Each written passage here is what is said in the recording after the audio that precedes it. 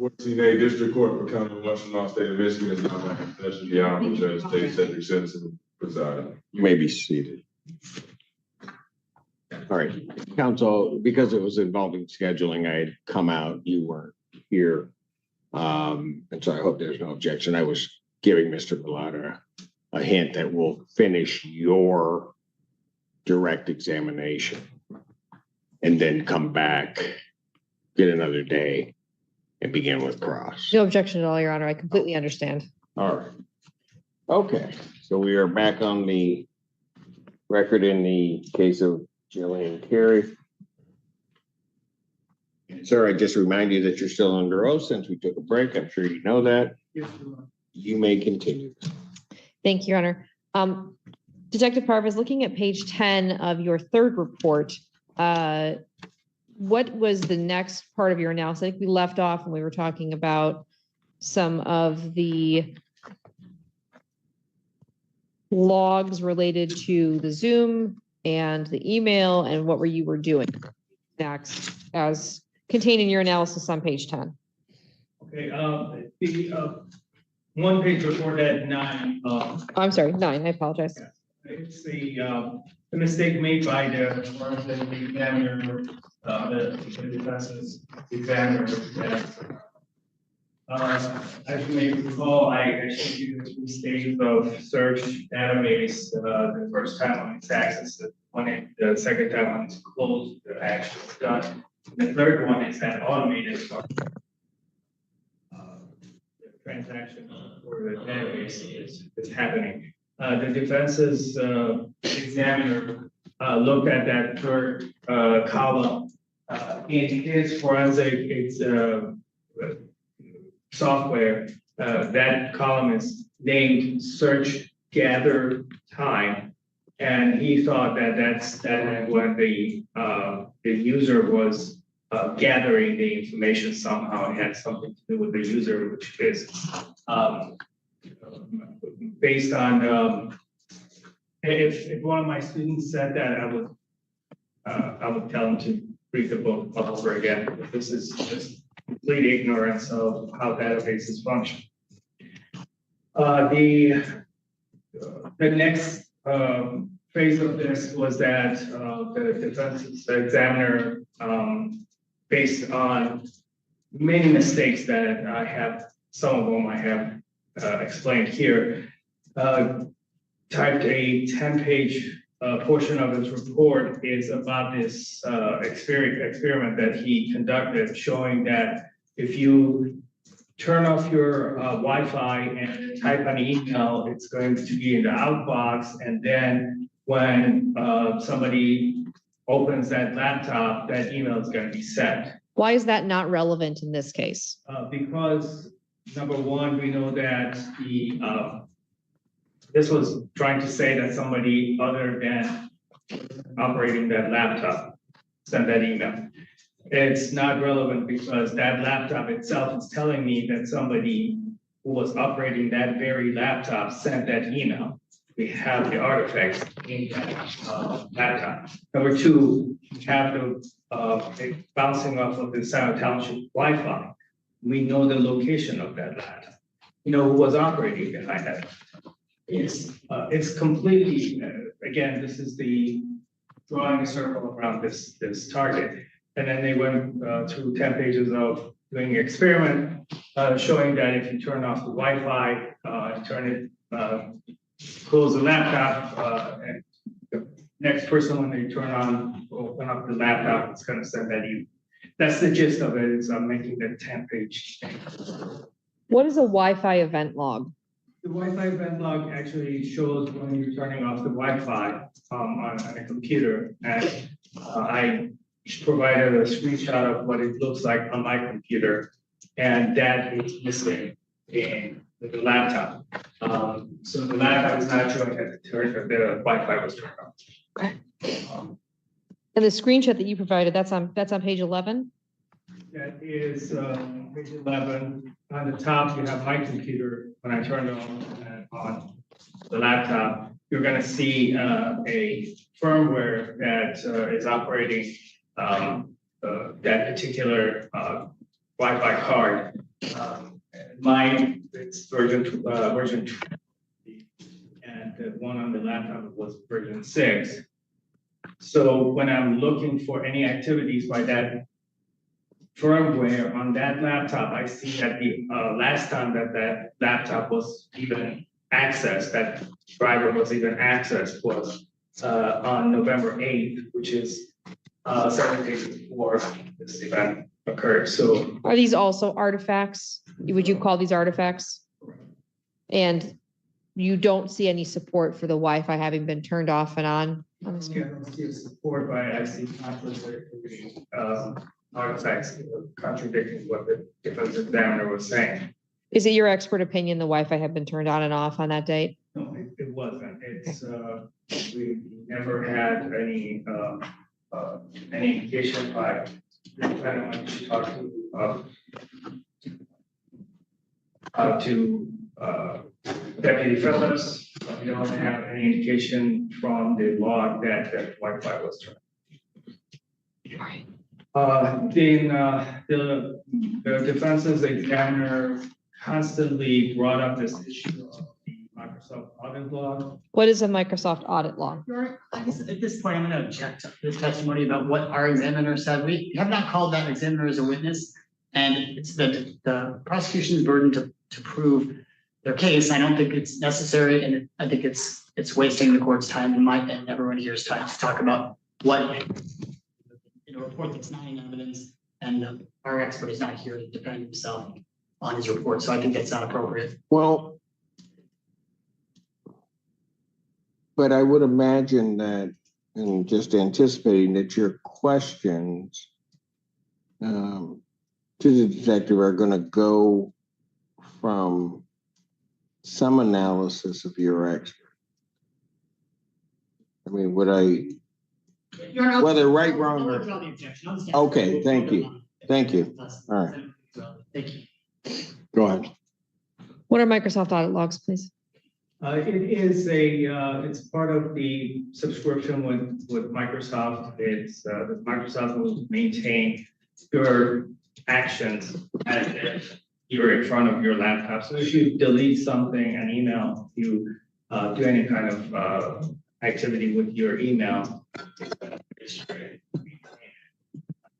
how much you pay for the amount of storage that it's going to keep it for as long. Is it the same thing as a server log? It's not. The server log is by far more particular than the Microsoft audit log actually pertains. The server log pertains to this case. Microsoft, all it's going to provide is that an email at that time was sent. I know that based on examination of the laptop and based on the server logs. The examiner kept harping on that over and over again. I did contact the IT Township, Township's IT person, and I asked over and over again, not for particularly Microsoft audit logs, because it is the township, you're going to have full access to what everybody did. I didn't want that. What I was specifically asking for was that they're using the GFI archiver, which in my experience is the best foolproof and you cannot contaminate that server. It's made for the discovery, so you can actually go in and without worrying about any contamination, extracting information. I wanted that, and I knew that the township was using my archive. That's what I wanted. Were you able to get that? Over and over again, I contacted the IT. Even I was hopeful I could get access to it a year later when my second report was done. I could not get it. Directing your attention to Appendix A in this report, which is the last page of it. Can you explain to the court what this shows? So this is the database entry, and I'm reiterating that, and I'm actually this time The same screenshot in my first report did not include the mappy note at the bottom and where the computer says red. And I just wanted to bring attention to the fact that the computer says that email was read again. I hesitate to say it was read, I say it was accessed. And Your Honor, may I approach with defendant's exhibit G that has been admitted into evidence? Yes.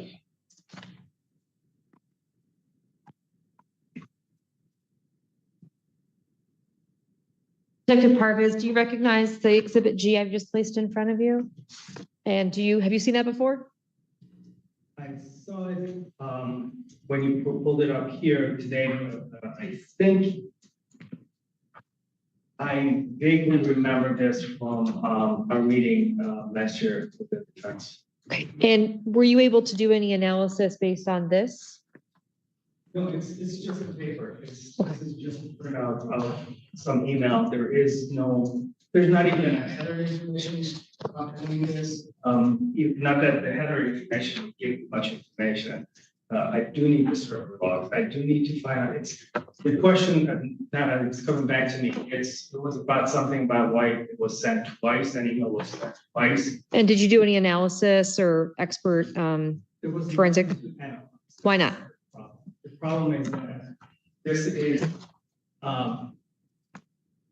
there's this is the defense's paper.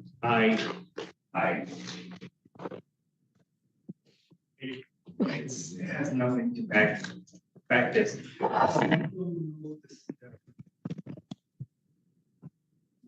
was sent. It was written that it was busy. Emails are not made to be instant at all. That's not emails are there for. Maybe you're at the mercy of the server, the email server. And at this point, maybe the server upgrades, maybe it could be anything that caused this. But this is just something that this is one of those unquantifiable claims. I don't have anything to research. They will have. Detective Parvis, in your expert opinion, was this email, the election email, sent automatically or by a person? It was sent by a person. Was it accessed automatically or by a person? By a person. Who was it sent and accessed by? Based on the interviews with the defendant was there operating that laptop at the time when this email was sent, and we know the location based on both the defendant's statement and Wi-Fi. Thank you, Your Honor. I'm done there. All right, very good. So what we will do, having finished the direct and Detective Parvis, is we'll, as indicated with counsel, will adjourn to another date for the beginning of cross. What dates do we have?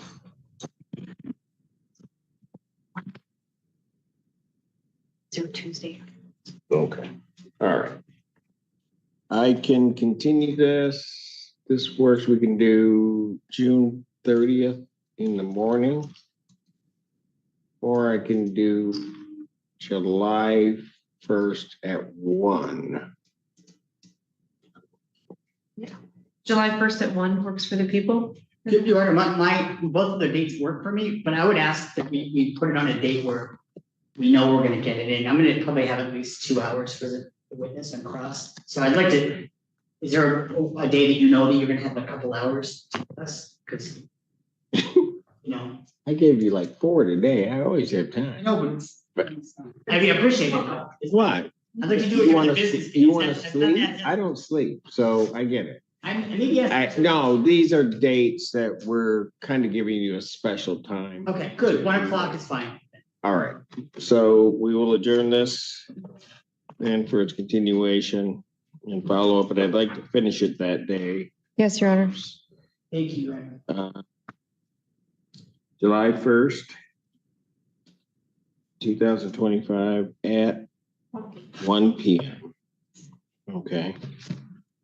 I've previously checked that day with Detective Parvis, so I do believe it works for him as well. Does that work for you? Yes, Your Honor. Okay. Will the court? The only thing I would note to you is that that's a Tuesday, correct? Yes, sir. So that's preliminary exam day. I'm not on that day for preliminary examinations. So if this courtroom is available, just to let you know, then we'll do it here.